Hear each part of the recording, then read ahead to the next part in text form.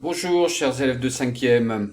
Alors, ce matin, je suis revenu sur l'addition des nombres relatifs. Et puis demain matin, avec mes élèves, je reviendrai sur la soustraction des nombres relatifs. Alors, pourquoi j'ai fait ça? D'abord parce que j'ai des élèves de cinquième 5 que je ne connais pas, qui n'avaient pas vu ni l'addition ni la soustraction des nombres relatifs, donc il a fallu que je leur explique. Moi, pendant ce temps-là, je vous l'ai déjà expliqué sous forme de plusieurs vidéos pendant le confinement.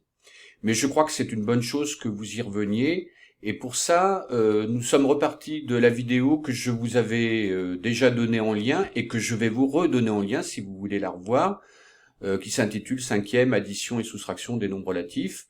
Voilà, je vous mettrai l'adresse du lien ensuite. Alors, je vous montre quelques images pour vous remémorer cette vidéo. La première, donc ça démarre un peu sous cette présentation-là, puis ensuite ça fait ça. Alors, ça parle de petits personnages, d'une part des petits personnages sympathiques qui sont les nombres positifs, et puis de l'autre côté des méchants nombres négatifs. Bon, évidemment, les positifs sont pas forcément gentils, et les négatifs sont pas forcément méchants, mais ça permet de visualiser les choses. Alors, ces petits personnages vont se battre, et je vous montre quelques images des batailles. Ça donne ceci. Par exemple, il y a 4 petits personnages positifs, donc on va indiquer leur nombre par plus 4, et puis il y a 6 petits personnages négatifs qu'on va indiquer par le nombre moins 6. Qu'est-ce qui va se passer au cours de la bataille lorsqu'ils vont se télescoper les uns contre les autres? Eh bien, à chaque fois qu'il y en a un qui va rencontrer un méchant rouge, ils vont en fait s'annuler. Et donc ça donne un résultat qui est le suivant. Je vous montre.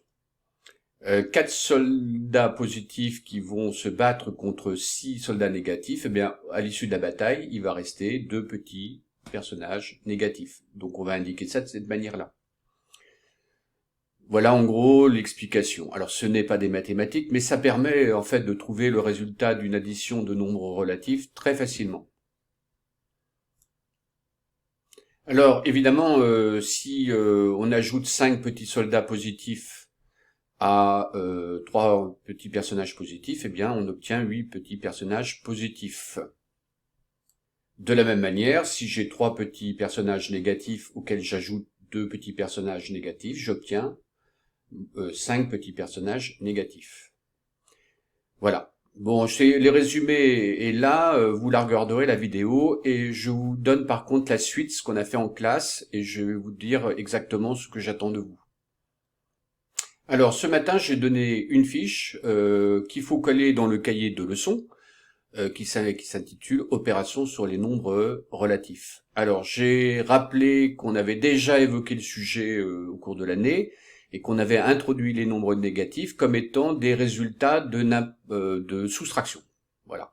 Et donc, si on retire 4 à 7, on obtient 3. Si je continue à enlever 4 au nombre 3, bien, je vais continuer à enlever 4 et je vais arriver à moins 1. Donc moins 1 peut être considéré comme étant le résultat de la soustraction de 3 moins 4. Puis si je continue en enlevant encore 4, je vais tomber sur le nombre moins 5. Et puis si je continue à enlever à moins 5 le nombre 4, eh bien je vais arriver en moins 9. Ce que je peux résumer de la manière suivante. Inversement, puisque je soustrais 4 en allant vers la gauche, eh bien évidemment, si je pars de moins 9 et que je veux faire le chemin inverse, je vais ajouter 4 et obtenir moins 5. Donc ce qui veut dire qu'on est déjà capable de donner le résultat de certaines soustractions et le résultat de certaines additions.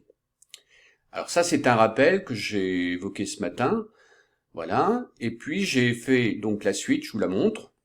Donc j'ai fait un paragraphe grand 2 qui résume l'addition des nombres relatifs. Alors, 2 cas de figure, soit j'ajoute 2 nombres de même signe, par exemple un nombre positif à 3 autres nombres positifs, ou bien un nombre négatif à 3 autres nombres négatifs.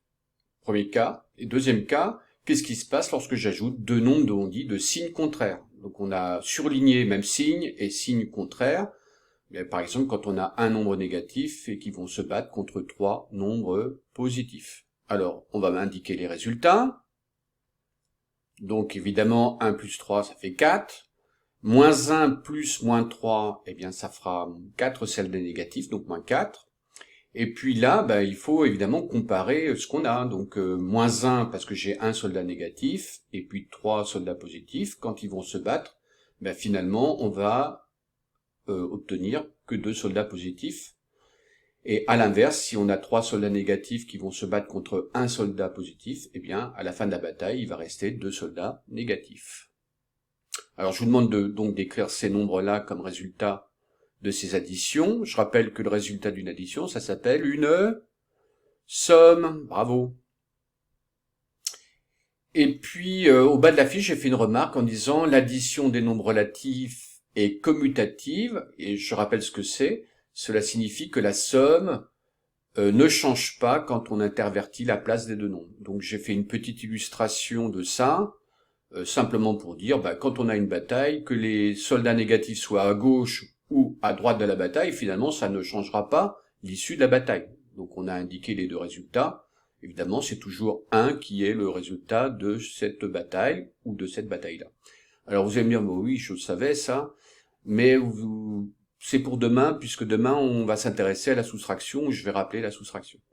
Voilà. Alors, suite à ça, j'ai donné une fiche, je vous la montre, il faut la faire. Alors, j'ai donné une fiche qui s'intitule fiche 3, addition de nombres relatifs, vous pouvez vous entraîner, indiquer les sommes de ces différentes additions, voilà, et indiquer le nombre manquant dans chacune de ces additions à trous, en pensant que là, le -2, c'est l'issue de la bataille, quoi. Finalement, il reste 2 soldats négatifs, alors qu'au départ, ils en étaient 4, ils étaient au nombre de 4.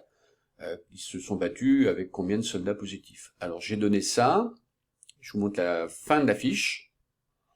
Alors, j'ai fait ça sous forme de jeu, il y a 3 petits soldats positifs qui veulent rentrer dans leur château, mais ils sont obligés de passer par des chemins où ils vont rencontrer soit des nombres négatifs, soit des nombres positifs. Évidemment, s'ils rencontrent des nombres négatifs, ils vont se battre contre eux et il va, à l'issue de la bataille, rester un certain nombre de soldats ou positifs ou négatifs. Donc il y a 3 chemins possibles, celui-là, le premier, ils arrivent au château. Le deuxième chemin possible, c'est celui-là. Et le troisième chemin, c'est celui-là. Alors la question est simple, c'est quel est le chemin qu'ils doivent emprunter pour être certains, alors peut-être pas de rentrer tous les 3 sains et saufs, mais pour qu'il y ait le moins de pertes possible, ou plutôt le maximum de soldats positifs pour entrer au château. Alors on a fait ça, puis je vous montre la fin de la fiche. La même chose, sauf que dans l'itinéraire, le 3 est représenté là. Alors j'ai mis des parenthèses, parce que la notation peut être aussi celle-ci, pour un nombre positif. Mais vous voyez que là, il y a plusieurs chemins possibles. Et donc la question c'est quel chemin ils doivent emprunter pour finalement minimiser le nombre de pertes pour arriver à un maximum au château fort. Voilà ce qu'on a fait ce matin, et puis ensuite on a fait un peu de calcul mental sur le pourcentage, 10%, 20%, 15%, voilà, bon on a terminé là-dessus. Voilà. C'est bon? Eh bien je vous dis à demain. Au revoir.